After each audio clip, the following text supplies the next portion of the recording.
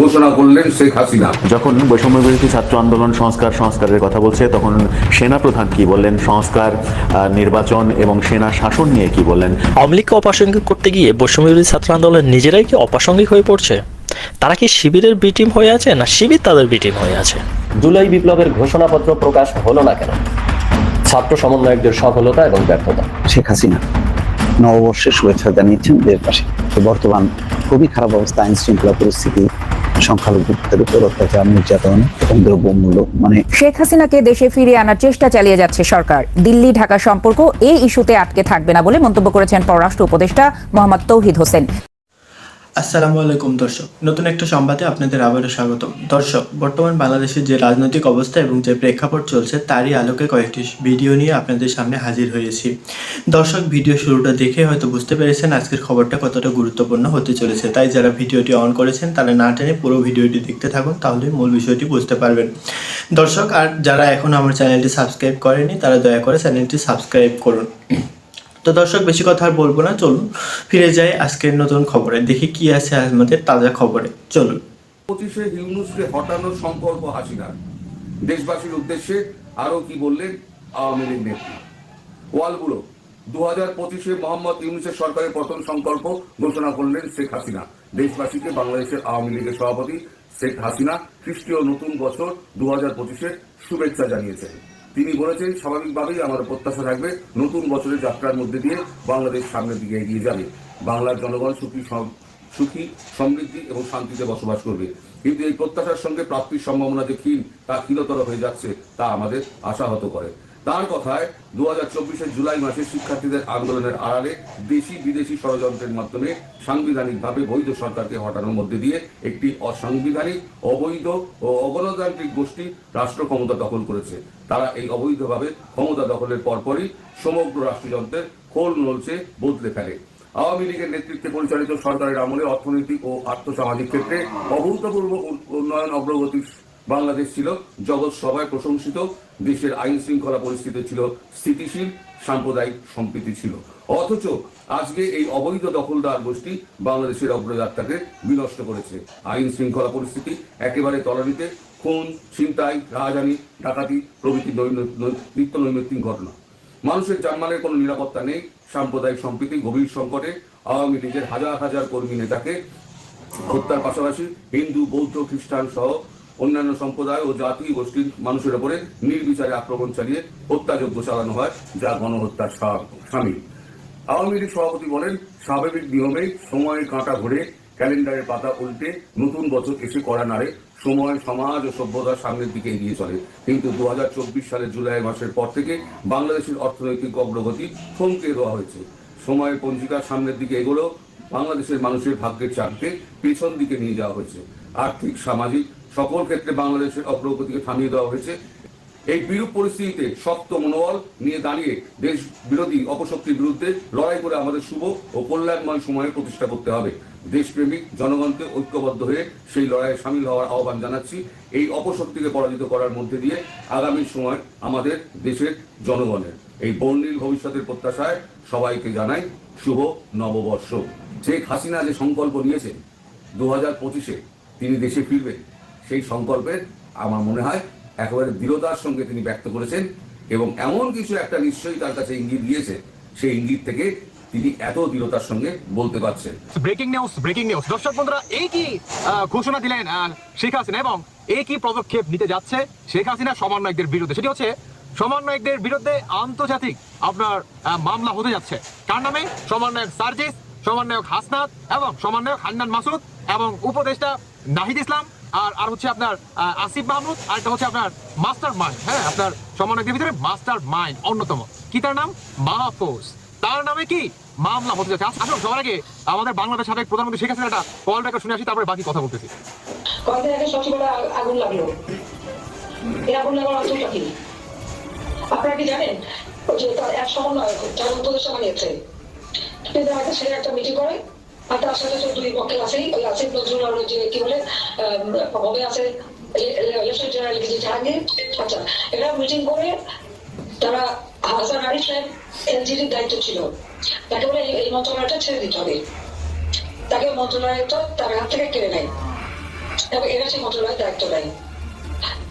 আমরা জানি হাসান আরিফ কিন্তু মারা গেছে গত কয়েকদিন আগে, এই অপমানে বঙ্গদেশে বেঁচে থাকেনি, হঠাৎ করে মরে গেছে। কিন্তু এরা যে মন্ত্রণালয়ের দায়িত্ব নিল, আজকে আমরা দেখে সেই তাদের 3 জন যে মন্ত্রণালয়ের দায়িত্বে, সেখানে রাত্রে আগুন লাগলো, রাত 1টা-1:30 সময় চলে আমাদের হচ্ছে কোনো এই ধরনের ঘটনা আগে ঘটেনি। এই আগুন কিভাবে লাগলো? আর আমার প্রশ্ন হচ্ছে, এই রাত্রে 1টা-1:30 সময় এই তত্ত্বাবধায়ক উপদেষ্টারা ওখানে কি করছিল? তারা ওখানে কেন ছিল? আবার আরেক সময় উনি যে বলছেন যে মেট্রো রেলে আগুন না দিলে আর পুলিশ হত্যা না করলে বিপ্লব সফল হতো না, সে আবার ওখানে ভিডিও তুলছে, লাইভ ভিডিও আগুনের। তার মানে আগুন লাগায় নিজেরাই আগুন লাগালো আর নিজেরাই করলো। ঘটনা হচ্ছে তাদের কারণকে রাজনীতি করবে, পার্টি করবে, তাদের ফান্ড কালেক্ট করতে হবে, সেই জন্য মন্ত্রণালয়ের দায়িত্ব নিয়ে আমার মনে হচ্ছে ইচ্ছামারি যা করার করে তারপরে আগুন দিয়ে দিয়েছে।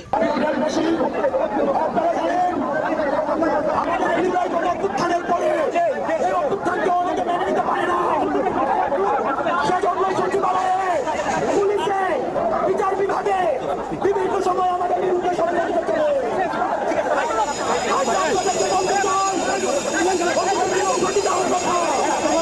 এখন আমাদের বিরুদ্ধে ষড়যন্ত্র করছেন। আপনাদেরকে বলতে চাই, আপনারা রিয়েলিটি মাইনে নেন।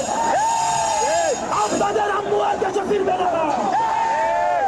আমরা যাকে সীমান্তের উপরে পাঠিয়েছি, এই খুলনা যাকে পুনর্বাসন হবে না। আচ্ছা শুনে না, শুনতে হবে না।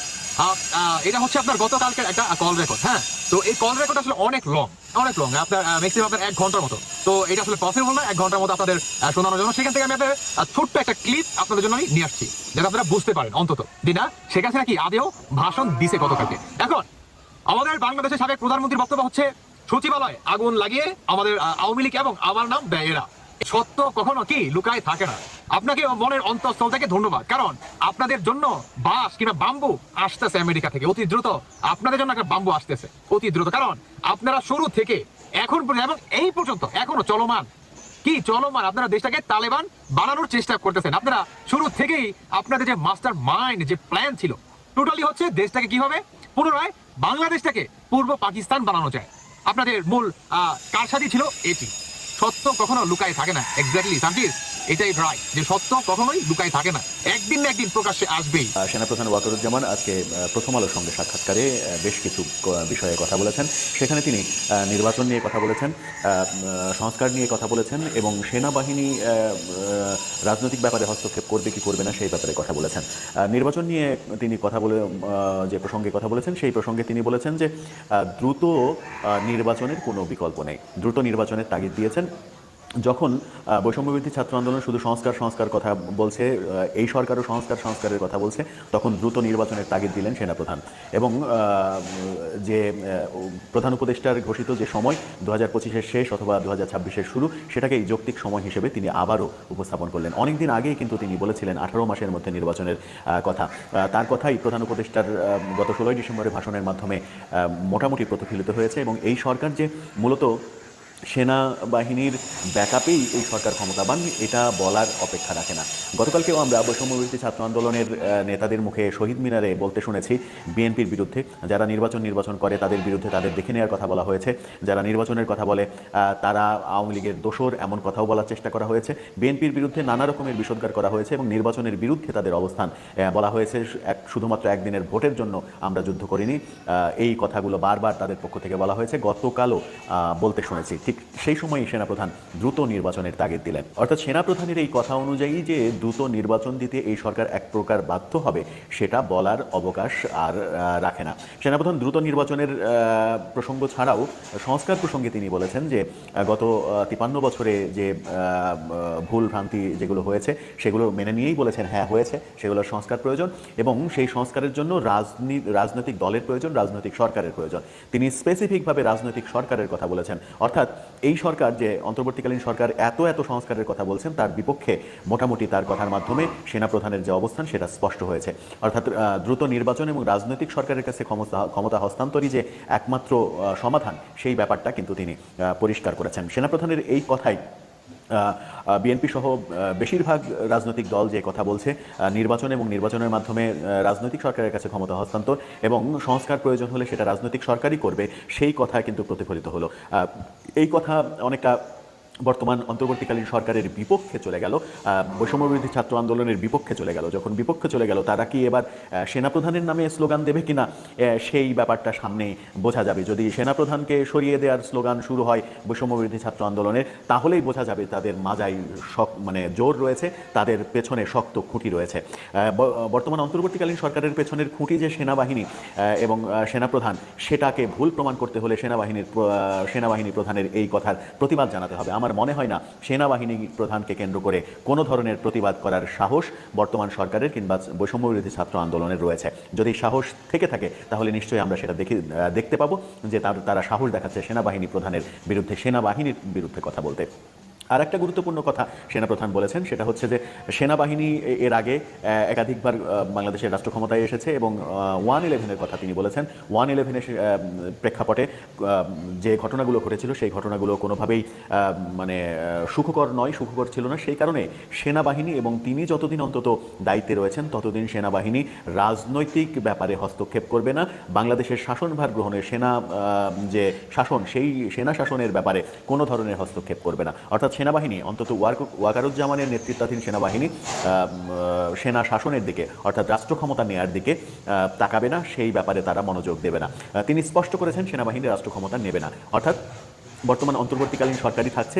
সেনা শাসনের যে গুঞ্জনগুলো ছিল, সেনা শাসনকে নিয়ে যেরকম আলোচনা চলছিল এবং বিভিন্ন দিক থেকে আহ্বানও জানানো হচ্ছিল যে সেনাবাহিনীর শাসন ছাড়া আসলে দেশকে উদ্ধার করার কোনো উপায় নেই, সেটাকে নাকচ করে দিয়েছেন। সেনাবাহিনী ক্ষমতা নেবে না, সেটা বলে দিয়েছেন তিনি প্রথম আলো সাক্ষাৎকারে। সেই প্রসঙ্গেই যদি তার আর একটা কথাকে এক জায়গায় গাঁথা হয় যে রাজনৈতিক সরকার এবং দ্রুত নির্বাচন, অর্থাৎ সেনা শাসনের যেন প্রয়োজন না হয় সেই কারণেই রাজনৈতিক সরকারের প্রয়োজনের কথা তিনি বলেছেন এবং দ্রুত নির্বাচনের কথা তিনি বলেছেন। সেনা প্রধানের অবস্থান যখন স্পষ্ট, তখন বৈষম্যবিরোধী ছাত্র আন্দোলন এবং বর্তমান অন্তর্বর্তীকালীন সরকার এখন কি করবে, কোন দিকে যাবে, সেটাই এখন আমাদের মূলত দেখার বিষয়। দর্শক, আপনার কি মনে হয় সেনাবাহিনীর এই কথার পরে বর্তমান অন্তর্বর্তীকালীন সরকার কি নির্বাচনকে নিয়ে আর কোনো ঢিলেঢালা ভাব দেখাতে পারবে, দেখানোর সাহস করবে? আপনার মতামত জানিয়ে লিখতে পারেন। জুলাই বিপ্লবের ঘোষণাপত্র প্রকাশ হলো না কেন? ছাত্র সমন্বয়কদের সফলতা এবং ব্যর্থতা। আমরা জানি 2024 সালের শেষ দিন 31শে ডিসেম্বর অর্থাৎ গতকালকের এই দিনটিকে বৈষম্য বিরোধী ছাত্র আন্দোলন এবং জাতীয় নাগরিক কমিটির নেতৃবৃন্দরা খুব গুরুত্ব সহকারে দেখেছিল এবং এই দিনটিতে তারা জুলাই বিপ্লবের ঘোষণাপত্র প্রকাশ করতে চাচ্ছিল। অনেক প্রচার প্রসার করলো, অনেক নাটকীয় ঘটনা ঘটলো, অবশেষে তারা সেটি আর করতে পারলো না। মার্চ ফর ইউনিটি নামে একটি প্রোগ্রামের মধ্যে দিয়ে তাদেরকে ইতি টানতে হয়েছে। তো এখন কোশ্চেন হলো যে তারা এতটা প্রচার প্রসার করার পরেও তারা পিছু হটলো কেন? এর পিছনে কারণ কি? চলুন স্ক্রিনে আমি আপনাদেরকে একটি সূক্ষ্ম বিষয় দেখাচ্ছি। তারা এই ঘোষণাপত্রটির নাম কি দিয়েছে দেখুন তো, জুলাই বিপ্লবের ঘোষণাপত্র। এই নামটির ভিতরেই এই ছাত্ররা বা ছাত্র সমন্বয়করা ম্যাটিকুলাস পলিটিক্যাল প্ল্যান ঢুকিয়ে রেখেছিল। এটার ভিতরে অনেক রাজনৈতিক খেলা রয়েছে এই নামটির ভিতরে। আপনার কাছে আপাত দৃষ্টিতে মনে হতেই পারে এই নামের ভিতরে কি হয়েছে। আচ্ছা, একটু পূর্বে যাই আমরা। 2024 সালের জুলাই অগস্টে ছাত্র জনতার গণ অভ্যুত্থান যে ঘটেছিল, সেটি কি আসলে এই বিপ্লব, যেটি রেভলিউশন বলে, এই বিপ্লব হয়েছে নাকি এটি গণ অভ্যুত্থান হয়েছে? গণ অভ্যুত্থান আর বিপ্লব আপাত দৃষ্টিতে দুটো শব্দের পার্থক্য মনে হতে পারে, বাট রাজনীতির খেলায় এখানে অনেক পার্থক্য রয়েছে। অনেক বিশ্লেষক মনে করেন যে এই ছাত্র সমন্বয়করা নতুন রাজনীতির মাঠে তারা বুঝে উঠতে পারেনি যে এই ধরনের একটি ঘোষণাপত্র সরকারের মাধ্যমে হওয়া উচিত, এটি এভাবে প্রাইভেট ইনিশিয়েটিভ হওয়া উচিত না। কিন্তু আমার কাছে তা মনে হয় না। আমার কাছে মনে হয় এই ছাত্র নেতারা নিজেরাই চেয়েছিল যে এটি তাদের সাংগঠনিক কাঠামো থেকেই তারা প্রকাশ করবে, এটি তারা সরকারকে দিয়ে প্রকাশ করাবে না। কারণ কি? কারণ হলো, দেখুন, তারা এখানে বিপ্লবের ঘোষণাপত্র প্রকাশ করতে চেয়েছিল। বিপ্লবের ঘোষণাপত্র হলে কি হবে? এটি বিপ্লবী সরকার প্রতিষ্ঠা করার পথ তাদের জন্য খুলে যাবে। এরপরে দেখুন এর ভিতরে তারা কি কি বিষয়গুলোকে ইনক্লুড করেছে। তারা 71কে 24 দ্বারা মুছে দিতে চাচ্ছে, তাদের একটি চেষ্টা রয়েছে, সেটি সামনে এসেছে। 72-এর সংবিধানের কবর রচনা করবে, এই ধরনের কথা তারা বলেছে। আওয়ামী লীগকে অপ্রাসঙ্গিক করবে। এই যে বিষয়গুলি তারা এটার ভিতরে ইনক্লুড করতে চাচ্ছে, এটি যদি তারা সরকারের মাধ্যমে করত, তাহলে সরকার তো একা একা এই ধরনের কোনো ঘোষণাপত্র প্রস্তুত করে প্রকাশ করতে পারতো না। সরকারকে এই অভ্যুত্থানের পক্ষের সকল রাজনৈতিক দল, ছাত্র সংগঠন যারা রয়েছে সবাইকে নিয়ে তারপরে এটি ঘোষণা করতে হতো, প্রস্তুত করতে হতো। সেক্ষেত্রে কিন্তু এই ছাত্রদের ইচ্ছা মতো 71-এর বিরুদ্ধে যাওয়া বা 71কে 24 দ্বারা ঢেকে ফেলা, ম্লান করার যে চেষ্টা, ৭২-এর সংবিধানের কবর দেয়া, আওয়ামী লীগের অপ্রাসঙ্গিক বিষয়, এই বিষয়গুলোকে তখন তারা এটার সাথে ইনক্লুড করতে পারতো না। তাই তারা ইচ্ছাকৃতভাবেই চেয়েছিল যে আমরা এটি সরকারকে দিয়ে করাবো না। আর সরকারকে দিয়ে করালে এই ঘোষণাপত্রটি বিপ্লবের ঘোষণাপত্র নামেও দেওয়া যেত না, কারণ সব রাজনৈতিক দল, সব ছাত্র সংগঠন এটিকে বিপ্লব হিসাবে মেনেও নিত না। তাই সূক্ষ্মভাবেই এই ছাত্র নেতারা চেয়েছিল যে এটি আমরা আমাদের মতো করে ঘোষণাপত্র পাঠ করব, আমাদের মতো করে ডিমান্ডগুলোকে আমরা এটার ভিতরে ইনক্লুড করব। সরকারকে দিয়ে এই ডিমান্ড ইনক্লুড করা সম্ভব হবে না।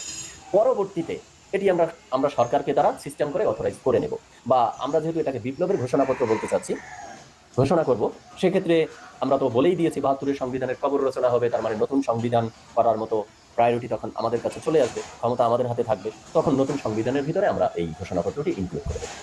কারণ ৭২-এর আমাদের যে প্রোক্লেমেশন বা ঘোষণাপত্র রয়েছে সেটিও কিন্তু পরবর্তীতে এসে আমাদের সংবিধানের সাথে যুক্ত হয়েছে, তখন যুক্ত হয়নি, অনেক পরে এসে এই কিছু দিন আগে কিন্তু এটি যুক্ত হয়েছে। তারা এই ওয়েতেই হাঁটতেছিল। আমার কথাবার্তাগুলো আপনাদের কাছে অসংলগ্ন এখন পর্যন্ত লাগতে পারে, তো চলুন স্ক্রিনে আমি আরও একটি প্রমাণ আপনাদেরকে দেখাচ্ছি। অবশেষে কি হলো, তারা তো এটি ঘোষণা করতে পারলো না, শেষ পর্যন্ত দায়িত্বটি কার উপরে আসলো? অন্তর্বর্তীকালীন সরকারের উপরে। চলুন তো অন্তর্বর্তীকালীন সরকার কি বলেছে সেটি দেখি। তার আগে এই তাদের ঘোষণাটি আবার দেখুন, যে তারা কিন্তু এখানে বলেছে বিপ্লবের ঘোষণাপত্র। আর এখন দেখুন যে সরকারের হাতে দায়িত্বটি যাওয়ার পরে সেখানে কি লেখা আছে দেখুন তো, আমি রেড মার্ক করে রেখেছি, জুলাই গণ অভ্যুত্থানের ঘোষণাপত্র। কি বুঝলেন? এতক্ষণ যে বললাম যে বিপ্লবের ঘোষণাপত্র আর গণ অভ্যুত্থানের ঘোষণাপত্র এক না। এবার আসুন, এটি তো বাংলায় লেখা, আমি একটু ইংলিশ টার্মটা দেখাচ্ছি। ইংলিশ টার্মে দেখুন তারা কি লিখেছে, তারা লিখেছে proclamation of July revolution. July revolution, প্রোক্লেমেশনটা রেভলিউশনের উপরে। আর এখন যে সরকারের কাঁধে গেছে দায়িত্বটা, এখন দেখুন সরকার কি লিখেছে, সরকার লিখেছে প্রোক্লেমেশন অফ জুলাই আপরাইজিং। এবার বিষয়টা কি ক্লিয়ার? প্রোক্লেমেশন আসতে যাচ্ছে এখন আপরাইজিংয়ের, গণ অভ্যুত্থানের। আর তারা চেয়েছিল কিসের উপরে? তারা চেয়েছিল রেভলিউশনের উপরে, বিপ্লবের উপরে। এটিই ছিল এখানের এই সূক্ষ্ম কৌশল। আর এই কৌশলটি শেষ পর্যন্ত তারা কার্যকর করতে পারেনি, কারণ আজকে আমরা সমকালের প্রতিবেদন যদি দেখি সেখানে তারা দেখাচ্ছে যে তীব্র আপত্তি জানিয়েছিল বিএনপি সহ অনেক রাজনৈতিক দল। এরপরে তারা বলেছে সারা মেলেনি স্টক হোল্ডার সহ বিভিন্ন বাহিনীর কাছ থেকেও। তারপরে বলেছে সারা ছিল না তাদের এই কর্মসূচিতে সরকারেরও, কারণ এই সরকার নিজেই তো এই রানিং সংবিধানের আলোকেই গঠন করা। তাহলে এখন এই বিপ্লবের ঘোষণাপত্র করা, ৭২-এর সংবিধানের কবর দেয়া, তাহলে তো এই সরকারও প্রশ্নবিদ্ধ হয়ে যাচ্ছে, এই সরকারও আসলে অবৈধ সরকার হয়ে যাচ্ছে। এই ধরনের অনেক বিষয় এখানে সামনে চলে এসেছিল। এরপরে বলেছে যে নীরব ভূমিকায় ছিল ইসলামী দলগুলো। সমকাল এখানে ইসলামী দল বলতে কি বুঝিয়েছে আমি শিওর না, তবে তারা জামাত শিবিরকে ইসলামী দল হিসেবে নিয়েছে কিনা, যদি নিয়ে থাকে তাহলে জামাত শিবির এখানে নীরব ভূমিকায় ছিল না। জামাত তাদেরকে সম্মতি জানিয়েছিল এখানে। জামাতের পাশাপাশি সো কল্ড জামাতের আরেকটি দল এবি পার্টি, তারাও কিন্তু এখানে সম্মতি জানিয়েছিল, বা সংহতি বা একত্রতা যেটি বলি সেটি কিন্তু জানিয়েছিল। এবার আসি, এই হলো তাহলে মূল কাহিনী, যেই কারণে তারা তাদের প্ল্যানটি সাকসেস করতে পারেনি।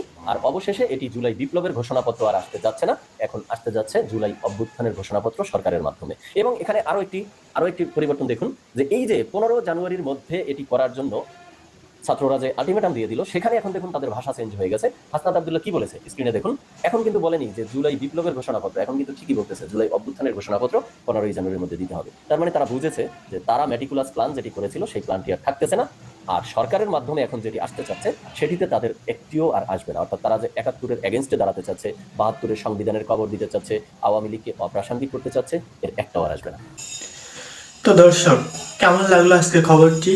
ভিডিওটিতে একটা লাইক দিয়ে কমেন্টে অবশ্যই জানাবেন। আর দেখা হবে নতুন একটা সংবাদে। তো সে পর্যন্ত ভালো থাকবেন, সুস্থ থাকবেন সবাই। আজকের মতো এই পর্যন্তই। আল্লাহ হাফেজ।